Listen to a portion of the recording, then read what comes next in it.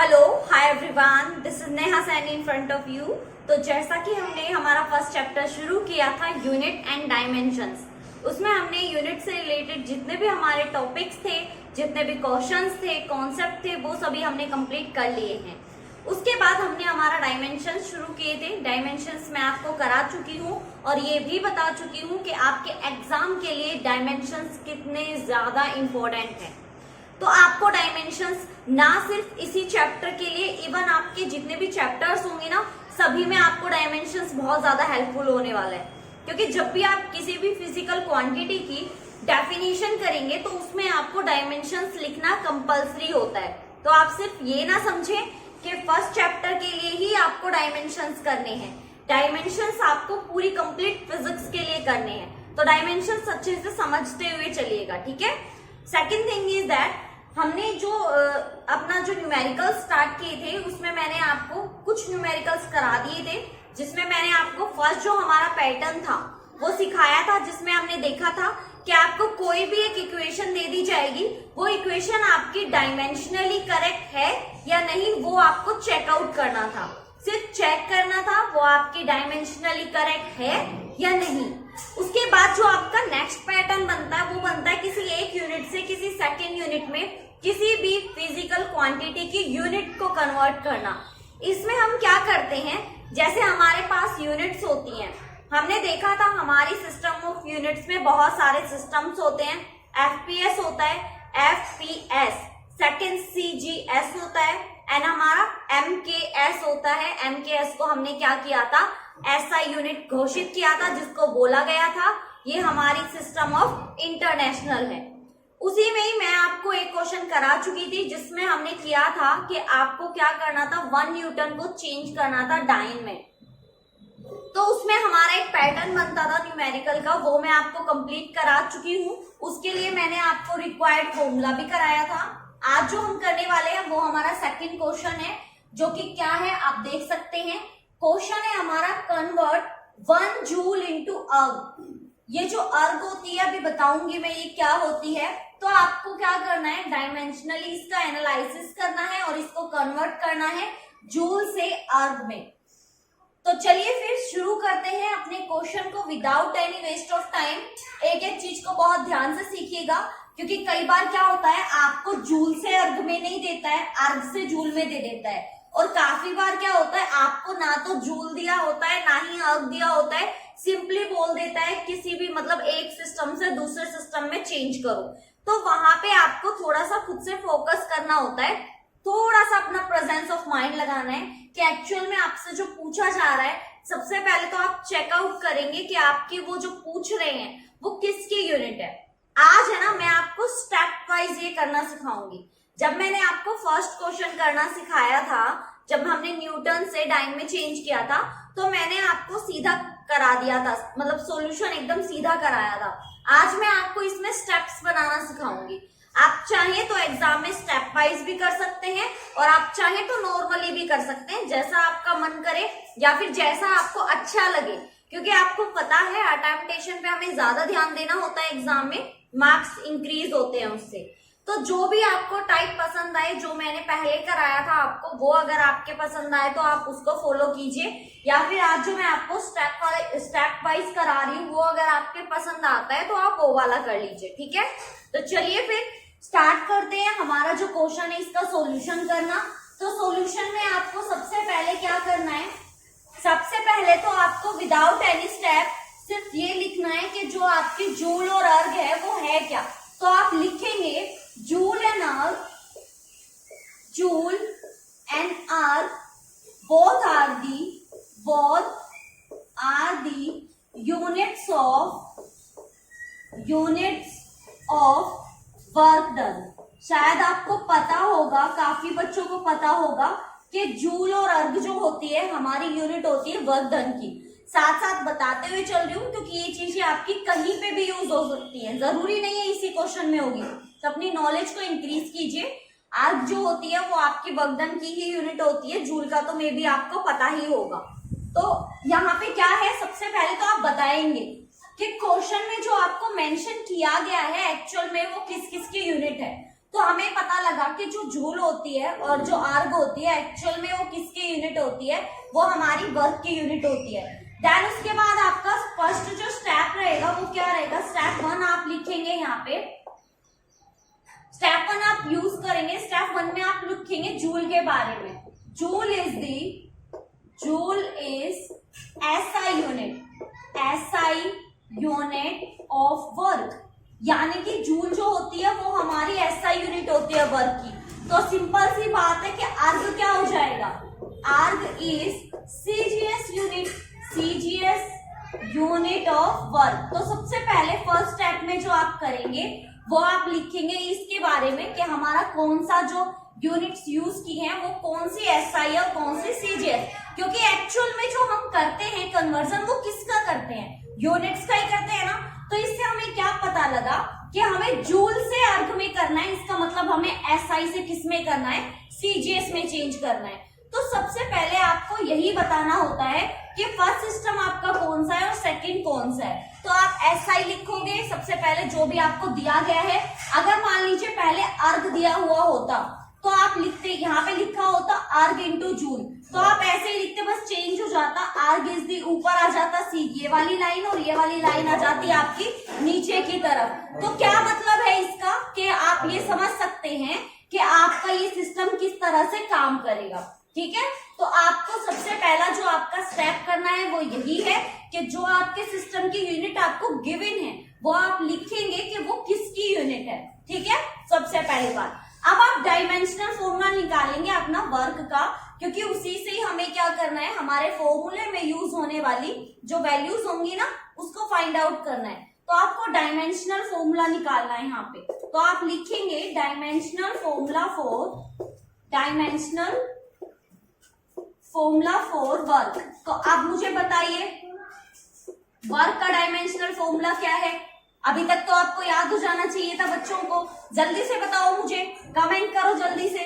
तो जो हमारा डायमेंशनल फॉर्मूला होता है वर्क डन का बेटा वो क्या होता है, M1 L2 और T-2। और आपको एक बहुत अच्छी बात बता दूं, इसमें जो हमारा फॉर्मूला यूज होता है, चलिए मैं आपको फॉर्मूला निकाल के दिखा देती हूँ। फॉर्मूला होता है N2 = N1, यहाँ पे M1/M2 की पावर A, L1/L2 की पावर B एंड T1/T2 की पावर C। तो अब मैं आपको एक बात बताती हूँ, यहाँ पे हमने जो ये वर्क डन का डायमेंशनल फॉर्मूला लिखा है ये एक्चुअल में हमें क्या काम करता है। यहाँ पे आप जो ये A, B और C देख रहे हैं ना, ये जो वैल्यूज होती है ये वैल्यूज आपको यहाँ डायमेंशनल से मिलती हैं। जो भी क्वांटिटी की आपको यूनिट दी है उसी फिजिकल क्वांटिटी का आप डायमेंशन लिख लो, और डायमेंशन में जो आपको यहाँ पे पावर गिवन है वो पावर की वैल्यू एक्चुअल में आपके फॉर्मूले में यूज होने वाली A, B और C की वैल्यू है। So here value of A, B, C can be detected, यानी कि हम फाइंड आउट कर सकते हैं। तो हमें पता लगा A की वैल्यू यहाँ पे क्या है, M की जो पावर होगी वो हमारी A की वैल्यू होगी। तो M की जो पावर है वो A है, तो M की पावर कितनी है 1, तो हमारी A की वैल्यू कितनी हो जाएगी 1। L की पावर जो होगी वो हमारी B होगी, क्योंकि हमें B चाहिए, तो हमारे B की वैल्यू कितनी हो गई 2। यहाँ से आप देख सकते हैं T की पावर है वो हमारी C होती है, तो C कितनी हो गई, वो हो गई हमारी -2।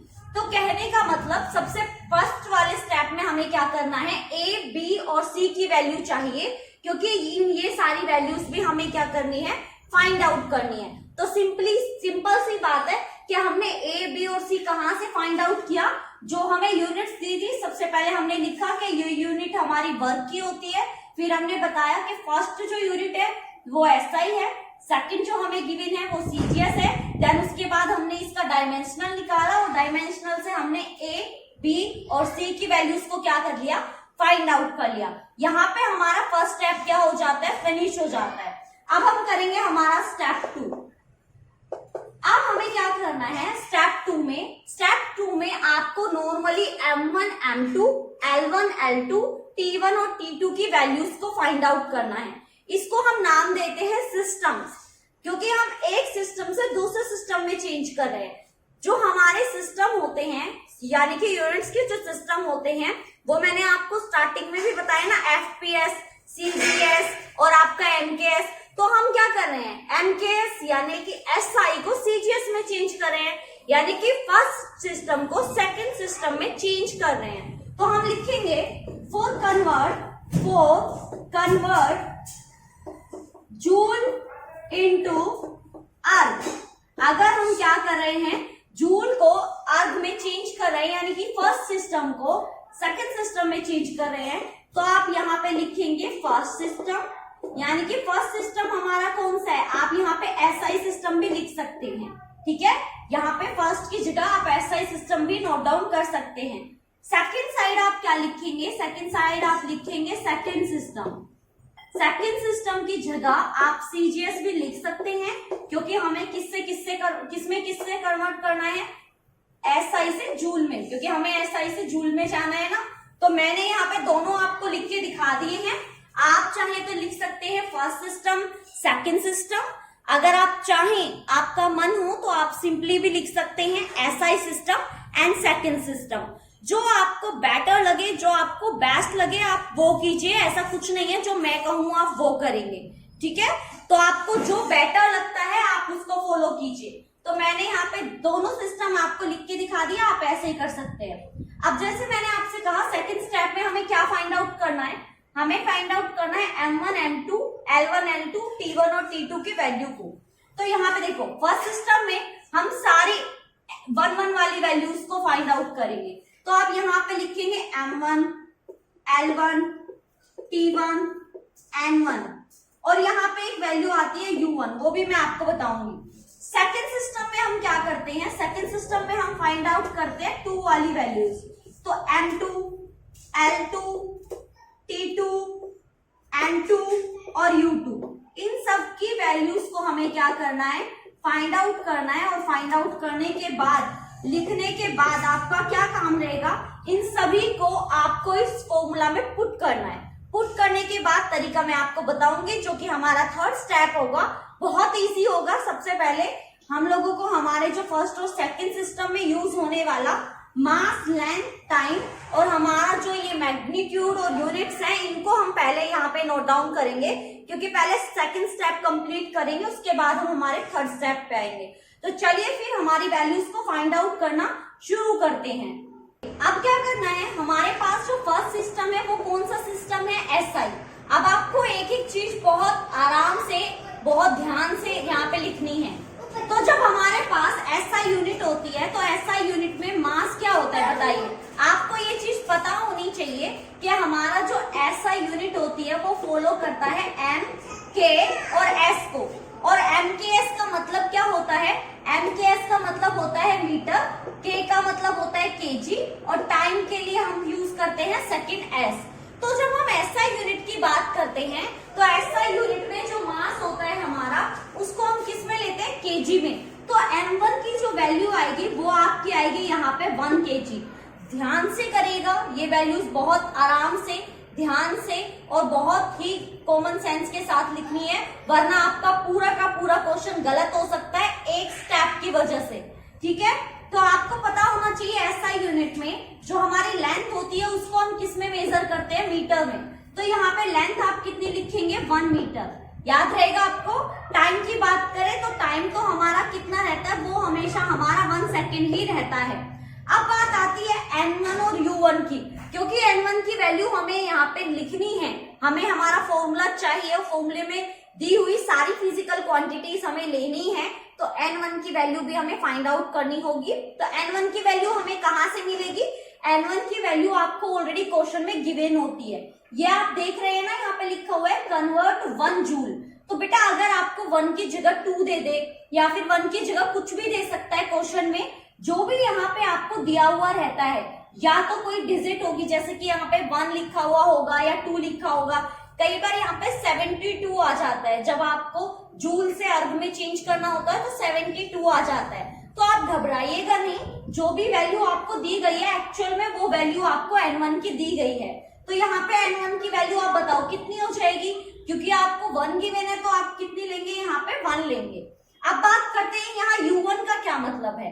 देखिए n का मतलब होता है मैग्नीट्यूड, यानी कि कितने जूल को कितने अर्ग में चेंज करें, तो 1 जूल को 1 अर्ग में चेंज करना है, तो ये आपका क्या होता है मैग्नीट्यूड। जैसे मैंने कहा ना, कई बार आपको क्वेश्चन में 72 दे देते हैं, तो 72 आपका एक्चुअल में मैग्नीट्यूड है। और मैग्नीट्यूड का मतलब मैंने क्या बता रखा है, परिमाप, यानी कि किसी भी डिजिट में कोई वैल्यू फाइंड आउट करना। और यहाँ पे अब हमें देखना है U1 की वैल्यू, तो U क्या होता है, U होती है आपकी यूनिट, तो यूनिट तो आपको पता है दी हुई आपको, U1 कितनी होगी आपके जूल, तो आप लिखेंगे यहाँ पे जूल, क्योंकि आपकी यूनिट क्या दी गई है, जूल दी गई है।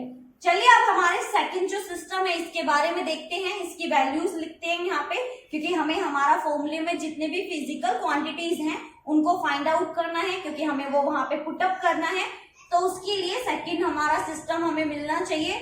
तो चलिए फिर फटाफट से हमारा जो सेकंड सिस्टम है उसकी सारी वैल्यूज को फाइंड आउट कर लेते हैं, ताकि हम लोग हमारा फॉर्मूले में रख सके और हमारे जो इसका कन्वर्जन है वो कर सके। तो चलिए फिर सेकंड सिस्टम हमारा कौन सा है बेटा, ये हमारा है CGS, और इसमें भी आपको बिल्कुल MKS की तरह ही ध्यान रखना है, बहुत इजी है। कैसे, नाम ही हमारा CGS है, तो C का मतलब होता है यहाँ सेंटीमीटर, G का मतलब होता है यहाँ पे ग्राम, और S का मतलब होता है यहाँ पे सेकेंड, होता है ना। तो ये सारा का सारा सिंपली आपको यहाँ पे पुटअप करना है। तो सिंपल CGS में जो मास होता है हमारा वो किस में होता है, वो ग्राम में होता है, तो आप क्या लिखेंगे यहाँ पे 1 ग्राम। समझ में आया आप, सिंपली आप बस सिस्टम को देखेंगे, SI अच्छा, SI तो हमारा MKS होता है, और MKS में मास हमारी डिस्टेंस और टाइम ऐसे मेजर होती है। अच्छा, सेकंड सिस्टम हमारा CGS है, CGS में तो हमारा जो मास, टाइम और लेंथ है ऐसे मेजर होती है, बस वही आपको यहाँ पे पुट करना है। तो लेंथ बताइए, लेंथ किस में मेजर करते हैं, सेंटीमीटर में, तो क्या लिखेंगे आप, सेंटीमीटर, 1 सेंटीमीटर। टाइम सबके लिए आपका क्या रहेगा, 1 सेकेंड ही रहता है, क्योंकि हम लोग नॉर्मली सेकेंड ही लेते हैं सब में, चाहे आपका FPS हो, चाहे CGS हो, चाहे MKS हो, सब हमारा किस में रहता है, हमारा सेकंड में ही रहता है। अब बात करते हैं N2 की, क्या N2 की कोई वैल्यू है, तो आप कहेंगे नहीं, क्योंकि फॉर्मूले में आप देख सकते हैं, ये तो हमें खुद फाइंड आउट करनी है ना। फॉर्मूला दिख रहा है ना आपको, ये हमारा फॉर्मूला है ये वाला, तो यहाँ पे N2 की वैल्यू तो हमें फाइंड आउट करनी है। अब बात करते हैं U2 की, तो U2 क्या है बेटा, जिस यूनिट में आपको चेंज करना है, तो अगर U1 जूल था तो आपकी U2 क्या हो जाएगी, वो हो जाएगी आपकी अर्ग। तो अब आप देख सकते हैं हमारे पास, अगर आप फॉर्मूले को चेकआउट करें हमारे सिस्टम की सारी वैल्यूज के साथ, तो आप देखते हैं by the help of step 1 and step 2, अगर मैं फॉर्मूला चेक करूं तो अब हमारे पास सारी की सारी वैल्यूज आ चुकी हैं, जो भी हमें फॉर्मूले में चाहिए, जो भी हमें फॉर्मूले में अब पुट करनी है ना, आ चुकी ना सारी। ऐसी कोई वैल्यू रह जाती है जो हमारे पास नहीं है, सारी की सारी अब हमारे पास आ चुकी है। अब हमें सिंपली क्या करना है, अब हमें सिंपली हमारे जितने भी वैल्यूज ये आई हैं इनको हमें लिखना है हमारे फॉर्मूले में। तो बच्चों अब हम करेंगे हमारा स्टेप 3, ये मैं यहां से इरेज कर रही हूं, स्टेप 3 मैं आपको यहाँ पे करके दिखा रही हूं। तो स्टेप 3 क्या होगा आपका, स्टेप 3 होगा put up all the values in the formula, put all the values in formula. अब आपको क्या करना है, अब आपको सिंपली जो भी वैल्यूज आई हैं उनको फॉर्मूले में पुट करना है। तो चलिए फिर करना शुरू करते हैं। हमारा फॉर्मूला क्या है, N2 is equal to N1, है ना। आगे क्या है आपका, M1 बाय M2 की power A, L1 bye L2 की power B and T1 bye T2 की पावर C। जस्ट पुट करना है, तो करिए चलिए।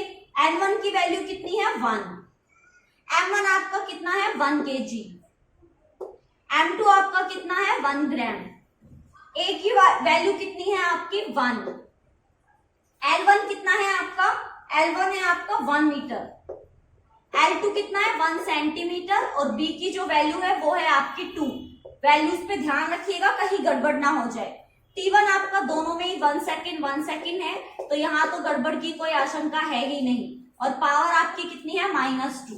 तो ये हो गया आपका स्टेप 3। अब आपको करना है step 4, last step 4, solve the values. तो सिंपली आपको क्या करना है, सोल्व करना है। मैं यहीं से सोल्व करना शुरू कर रही हूँ, ठीक है। वैसे ये स्टेप 4 है आपका, देखते जाइए। बहुत ही आसान है, बहुत ही इजी है। अगर इसको एक बार ध्यान से देखोगे तो एक बार में ही समझ में आ जाएगा कि एक्चुअली में करना क्या है। अब बस देखो, यहां तक तो कुछ करना नहीं था। यहां तक तो आपको सिर्फ जो भी आपके फॉर्मूले में आपको फिजिकल क्वांटिटी चाहिए वो आपने सारी फाइंड आउट कर दी। अब जो आपको मेन मैथमेटिकल वर्क करना है वो करना है एक्चुअल में यहाँ पे। तो आपको यहाँ पे थोड़ा सा फोकस करना है। मैं कैसे स्टेप को कर रही हूँ, कैसे कैसे मैंने सारे के सारे रूल्स फॉलो किए हैं, इन सारी चीजों को आप ध्यान से देखेंगे। एक एक चीज को बहुत ध्यान से समझिएगा। देखो, सबसे पहले तो ये देखो, क्या कोई ऐसी फिजिकल क्वांटिटी है जो सेम हो? तो आप जब इसको एकदम ध्यान से देखोगे तो आपको पता लगेगा कि यहाँ पे 1 सेकेंड बिल्कुल सेम है। तो बेटा आप इसको कैंसिल आउट कर दोगे। तो जब आप इसको कैंसिल आउट कर दोगे तो कॉमन सी बात है ना, जैसे ये कैंसिल आउट हो गया तो ये 1 बन गया, और 1 की पावर तो कुछ भी हो सकती है। अब 1 की पावर आप कुछ भी रख दो वो 1 ही रहती है। तो आपके लिए इसका सिस्टम क्या हो गया है, फिनिश हो गया है। अब हमारे लिए इसका कोई मतलब नहीं है। अब आपको क्या करना है, अब हमें चेंज करना था ना एसआई से सीजीएस में। तो जितनी भी एसआई यूनिट है, जैसे कि केजी है, मीटर है, इनको आप चेंज करेंगे किसमें, सीजीएस में। और सीजीएस कौन सी है, ग्राम और सेंटीमीटर। तो कैसे करोगे, देखो 1 केजी को ग्राम में करना है, तो 1 किलोग्राम में कितने ग्राम आपको हो गए, 1000। तो सिंपल सी बात है, कितना हो जाएगा, 1000 ग्राम। और नीचे आपका ऑलरेडी 1 ग्राम दिया ही है और पावर आपकी 1 है। Common, easy. अब हमें मीटर को चेंज करना है सेंटीमीटर में। तो 1 मीटर में कितने सेंटीमीटर, 100। तो हम यहाँ पे लिख देंगे 100 सेंटीमीटर, और बाय में क्या हो जाएगा आपका 1 सेंटीमीटर, और पावर आपकी दी गई है 2। इजी। अब देखो, ग्राम से ग्राम कैंसिल क्योंकि सेम था, सेंटीमीटर से यहाँ सेंटीमीटर कैंसिल क्योंकि सेम था। तो अब देखते हैं कि यहाँ पे पावर आपकी कितनी है, 2 है। तो 2 की कितनी हो जाएगी टोटल, 4 इसकी हो जाएगी और 3 इसकी हो जाएगी। तो बताओ कितनी होगी, बताओ 10 की पावर 7 हो गई ना। तो आपकी जो वैल्यू आएगी जूल की अर्ग में वो एक्चुअल में कितनी आएगी, 10 रेज़ की पावर 7। ध्यान से देखो मैंने क्या किया है, दोबारा से एक बार फोकस करो। मुझे पता है यहाँ पे बहुत सारे बच्चे कंफ्यूज हो जाएंगे, उनके समझ में नहीं आएगा मैंने क्या किया। बेटा एक बार ध्यान से देखने की कोशिश करो, समझने की कोशिश करो। देखो मैंने क्या किया, सबसे पहले मैंने सारी वैल्यूज को यहाँ पे पुट कर लिया, ठीक है। फॉर्मूला हमें पता था, फॉर्मूला मैंने यहाँ पे लिखा। हमने सारी वैल्यूज फाइंड आउट कर ली थी, फर्स्ट सिस्टम के लिए भी सेकंड सिस्टम के लिए भी, यानी कि जो 1 वैल्यूज थी M1, L1, T1, M2, L2, T2 सब कुछ फाइंड आउट कर ली थी। वो मैंने क्या कर दिया, यहाँ पे पुट कर दिया। उसमें आपको क्या फोकस करना है कि सबसे पहले तो वो ही वैल्यू काट दो जो सेम है। तो टाइम का तो लेना देना ही खत्म हो गया क्योंकि दोनों ही सेकंड था। 1 सेकंड मैंने पहले ही काट दिया। अब बात आती है हमारे पास हमारे मास की और लेंथ की। इसमें मैंने क्या किया बेटा, इसमें मैंने सिंपल सा एक काम किया। हमें एसआई से सीजीएस में करना था ना, तो मैंने एसआई यूनिट को सीजीएस में चेंज कर दिया। अब केजी एसआई है और उसको अगर सीजीएस में चेंज करना है तो क्या करूंगी, ग्राम में ही तो करूंगी। तो हमें पता होना चाहिए, बस छोटी सी मैथमेटिकल बातें हमें पता होनी चाहिए कि 1 केजी में कितना ग्राम होता है। तो हमारा 1000 ग्राम होता है, तो मैंने 1 केजी की जगह लिख दिया 1000 ग्राम। ऐसे ही मैंने मीटर को सेंटीमीटर में चेंज कर दिया। तो मुझे क्या पता होना चाहिए कि 1 मीटर में 100 सेंटीमीटर होते हैं। तो सिंपली हमने मीटर की जगह क्या लिख दिया, 100 सेंटीमीटर। लेकिन यहाँ पे एक बात जो फोकस करनी है वो ये कि यहाँ पावर 2 है। ये गलती मत करना, भूल मत जाना, पावर 2 है। तो जब आप 100 का स्क्वायर करोगे तो टोटल कितनी जीरो आएंगी, 4। तो 4 यहाँ पे है और यहाँ पे तो पावर 1 ही है, तो यहाँ पे जितनी जीरो है वो तो उतनी ही रहेगी। तो 4 जीरो यहाँ पे और 3 जीरो यहाँ पे, टोटल 10 की पावर कितनी हो जाएगी, टोटल 10 की पावर हो जाएगी आपकी 7। तो अब आप पूरे क्वेश्चन को एक बार एनालिसिस कर सकते हैं, एनालाइज कर लो कंप्लीटली कि आपके समझ में आया है या नहीं आया, कि मैंने ये सारा का सारा सिस्टम कैसे किया है। तो ये चीज तो आप समझ गए होंगे कि हमारे 1 जूल में कितने अर्ग होते हैं।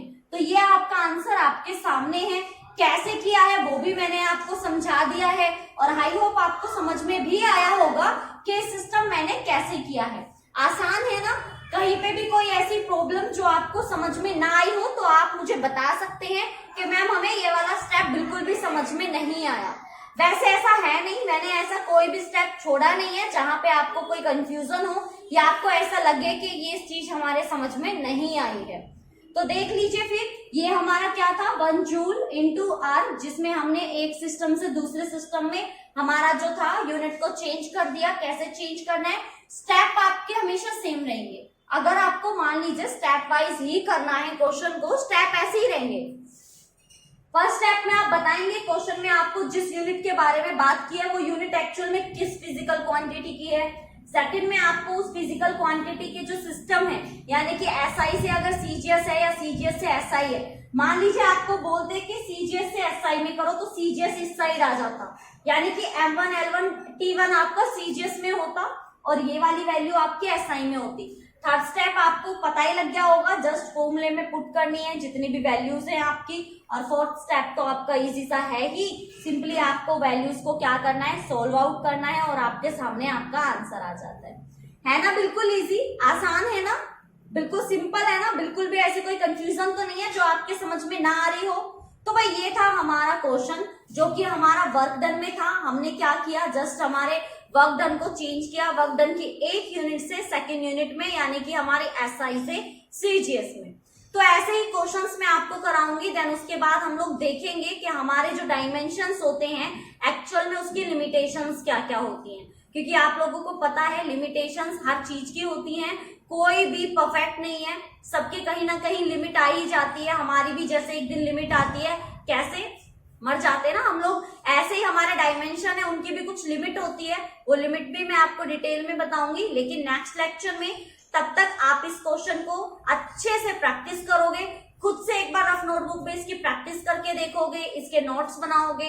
कहीं पे भी अगर कोई कंफ्यूजन है तो मुझे कमेंट करके बताओ, वो मैं आपको दोबारा से भी सॉल्व करा दूंगी, लेकिन मुझे परफेक्शन चाहिए। अब तक हमने कन्वर्जन के 2 देखे हैं, 2 क्वेश्चन किए हैं न्यूटन का, जिसमें हमने न्यूटन से टाइम में चेंज किया था। आज हमने वर्क डन का सीखा जूल से आर्ग में। उसके बाद आपको दोनों बहुत अच्छे से आने चाहिए, बहुत बार पूछे जाते हैं। अब एक क्वेश्चन और करेंगे लेकिन नेक्स्ट लेक्चर में। तब तक फटाफट से इसको नोट डाउन कर लो, नोट्स बना लो। मिलूंगे आपसे नेक्स्ट वीडियो में, तब तक के लिए बाय बाय, टेक केयर।